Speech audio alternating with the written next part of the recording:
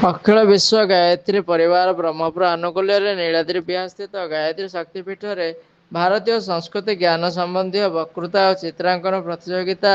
ଅନୁଷ୍ଠିତ ହୋଇଥିଲା। ଏଥିରେ ବ୍ରହ୍ମପୁର ମହାନଗର ନିଗମ ଏବଂ ନିକଟସ୍ଥ ଅଞ୍ଚଳର ବହୁତ ଶିକ୍ଷାନୁଷ୍ଠାନ ପକ୍ଷରୁ 264 ଜଣ ଛାତ୍ରଛାତ୍ରୀ ଯୋଗ ଦେଇଥିଲେ। ଛାତ୍ରଛାତ୍ରୀମାନଙ୍କୁ ନେଇ ଆସିଥିବା ଅଭିଭାବକ, ଶିକ୍ଷକ ଓ ଶିକ୍ଷୟିତ୍ରୀମାନଙ୍କୁ ନେଇ ଏକ ବୈଠକର ଆୟୋଜନ କରାଯାଇଥିଲା। ଶକ୍ତିପୀଠର ମୁଖ୍ୟ ପ୍ରବନ୍ଧକ ଶ୍ରୀ ପ୍ରଫୁଲ୍ଲ ଦାସ ଉପସ୍ଥିତ ଅଭିଭାବକ ଓ ଶିକ୍ଷାବିତ୍ମାନଙ୍କୁ ନିଜର ବକ୍ତବ୍ୟ ପ୍ରାରମ୍ଭରେ ଶିକ୍ଷକ ଅଟନ୍ତି ଯୁଗର ନିର୍ମାତା, ଛାତ୍ର ରାଷ୍ଟ୍ରର ଭାଗ୍ୟ ବିଧାତାର ନାରା ଦେଇ କହିଥିଲେ ଯେ ସନ୍ତାନ ତଥା ଛାତ୍ରଛାତ୍ରୀମାନଙ୍କୁ ଶିକ୍ଷା ପ୍ରଦାନ ସହ କିପରି ଆଦର୍ଶ ନାଗରିକ ରୂପେ ଗଢ଼ାଯିବ ତାହା ପ୍ରତି ମଧ୍ୟ ଦୃଷ୍ଟି ଦେବା ଆବଶ୍ୟକ।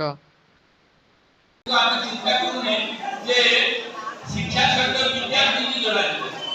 शिक्षा अलग विद्या अलग बहुत लोग जानना जानते हैं जाने शिक्षा अलग विद्या अलग शिक्षा कोन गोखा स्कूल कॉलेज रे शिक्षा दाउ पिलान से शिक्षा विद्या कोन ताकू प्रयोगात्मक विधि से शिक्षा को प्रयोग करने रे शिक्षा ता सहित औषध से विद्या नाम भारतीय संपत्ति हमर